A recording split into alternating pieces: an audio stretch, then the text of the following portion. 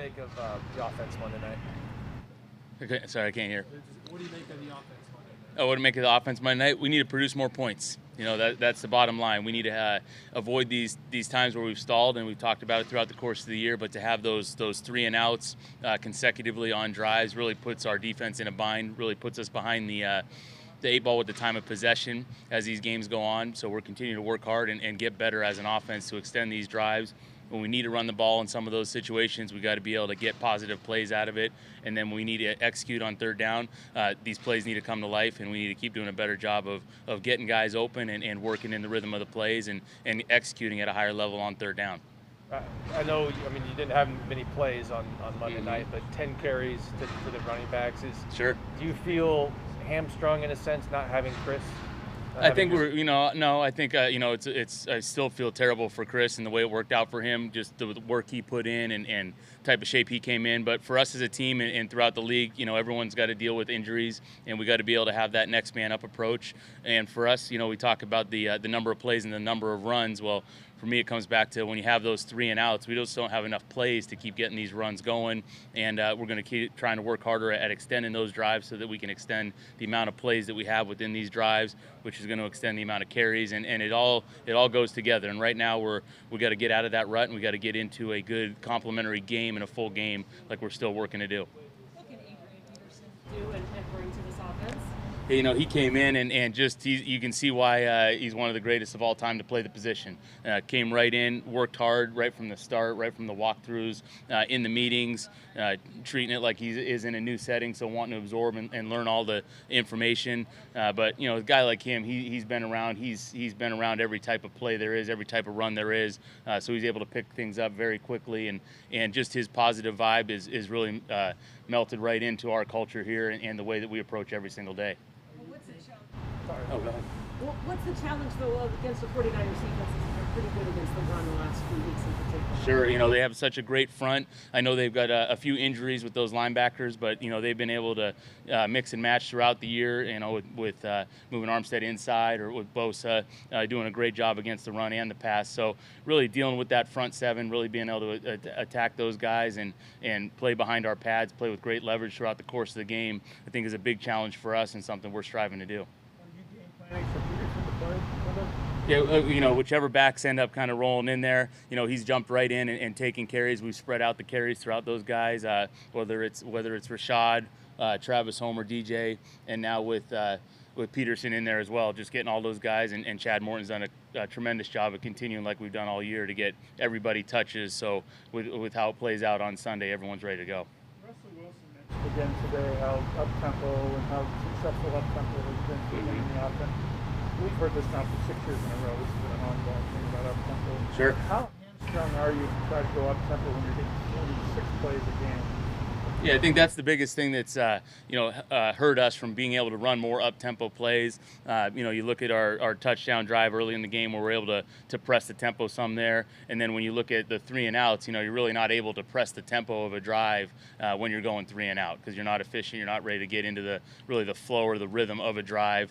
And then we can do a great job here when we do have some explosives and we go to tempo and we end up, with a turnover, with a penalty. So some of those self-inflicted wounds that, generally speaking, throughout the course of this year, we've done an excellent job taking care of the ball, and it's something we got to get right back to against the 49ers and not giving them any extra opportunities, especially coming off of a defensive turnover, so we can play that complementary football.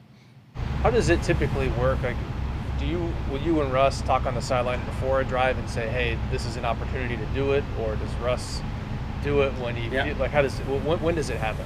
Yeah, just organically throughout the course of each game. We're always ready to go into it in each drive, and if there's the time or the feel of that drive where you start to get the momentum building, feel like we can jump into an up-tempo setting, or if there's times where there's lulls, maybe within the game where we want to try to get to that up-tempo setting, those are the times where we look to get to it. But we're really built to get to that at any point in the game, and really comes down to being able to stack plays together so that we are efficient, we are able to jump into that mold more often than we have been able to. So will you tell him through the headset, hey, like go up tempo now, or does he know on the sideline? You've already talked Yeah, about combination of both. Yep, combination of both. We'll always preview in between each series, what we're thinking about the next series, what we're looking to get to, what mode of offense we're looking to get to, so we're ready for it. And then when the plays hit or they hit the right way and we're on the correct part of the field, then we can jump right into our different tempos.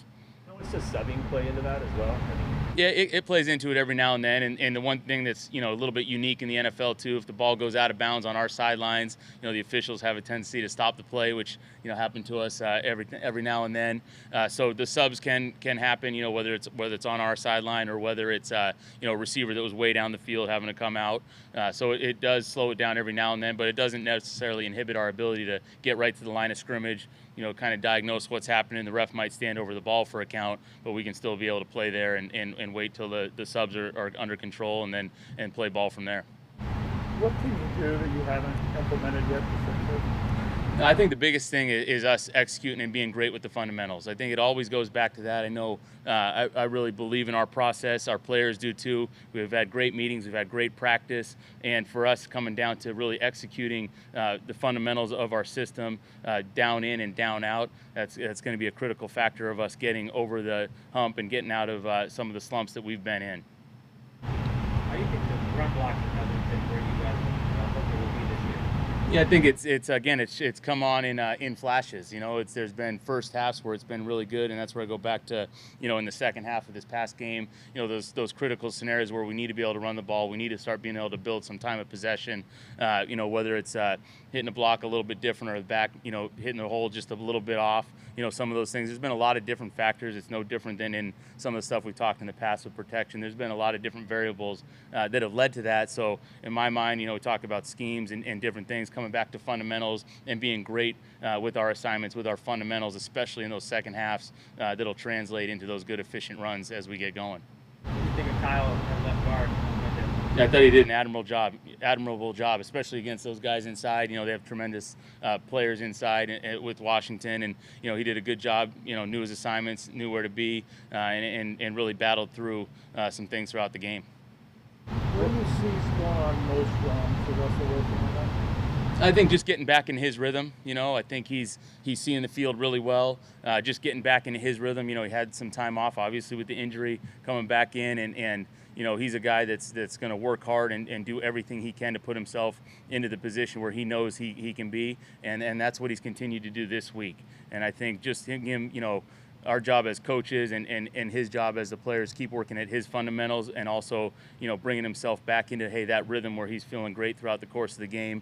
And, he's the guy that he's always believing that we're going to win. It's what gave us a chance at the end of that game, when he's able to have that unbelievable drive to get us into striking distance there. And so I think just his continued belief, his work ethic, getting back in the flow, and then just finding a rhythm like our whole offense needs to find for the course of a full game. What did you see on the last 2-point plays? What did you kind of see on that one? Last two, they did a great job initially with getting hands-on and getting some reroutes, so it took a little extra count to really develop there. And then, Russ saw a window with Freddie popping in there, and then the backside DB popped off of DK crossing over at the last second to be able to make a play on the ball. DK didn't have his first target until the third quarter. Mm-hmm. It sounds like that wasn't for lack of trying, right? Right. Yeah. No, we're doing what we can do, and we got to get the guy the ball. We know he's one of the top receivers in the league. He's been great as far as his attitude, his work ethic goes. He's right back at it again this week, and coming out of a game where we got to do a better job as a staff of getting him the ball throughout the course of the game, early and often, and we're going to keep working to get that done, and not making any of the excuses about different things that happen throughout the course of the game. It's just something that we have to get done. Fix execution. How much is some of that third down stuff, fixing that going forward, is just resting some of the throws that he was missing on that? Yeah, I think like all the third downs, there's a few that I know he would love to have back and be able to make, and then also a couple of those plays where the protection can be a little bit more firm to give him a chance. So I know there's a little bit of pocket push on one of his to DK, but there's always going to be a couple different things on third down. That's where it's that rhythm, that flow to our offense that we really need to find, so we're established that full court press mentality that we want defenses to feel that we really haven't been able to generate so far. One of those third downs, I think the whole left side of the line moves no one else does? How did that break down? Yeah, I think we can do a great job. We talked about it this week, early in the week, about getting the play in that timely fashion, getting in and out of the huddle, so we don't end up in some of those scenarios where if we do have a motion on those third downs where we're up against the shot clock, knowing that we're going to see a lot of these exotic pressures on third down where you might have to redirect some things. So anytime you're up against the shot clock and kind of that getting ready to snap it, 5, 4, 3, 2, 1, and we're making some changes, you're susceptible to not being on the same page with the cadence, and that got us there. And so we need to continue to do a good job of getting in and out of the huddle, being up on the ball, and not ever being up against the shot clock where we're trying to snap it, and hey, the line might still be communicating some things up front. Do you have any precedent in your past coaching for this, or when you're doing 50 plays a game and 3 and outs, 5 in a row? Is there anything drawn on? Yeah, I think, some different places. I've been lucky to be in some places where we won a lot of games. I've had a few stints at some places where you did get into a rut where we weren't winning some games. And I think, the biggest thing, that's where I reference coming back to the fundamentals, where if things aren't going right, guys maybe looking outside, hey, how can I maybe have to press to make something happen, when the reality is if guys, we all continue to do our jobs a little bit better, that cumulative effect of everyone having that mentality and mindset will lead to the place where we're trying to get. Anything else, guys? Thanks, Coach. Good to go. All right, thank you.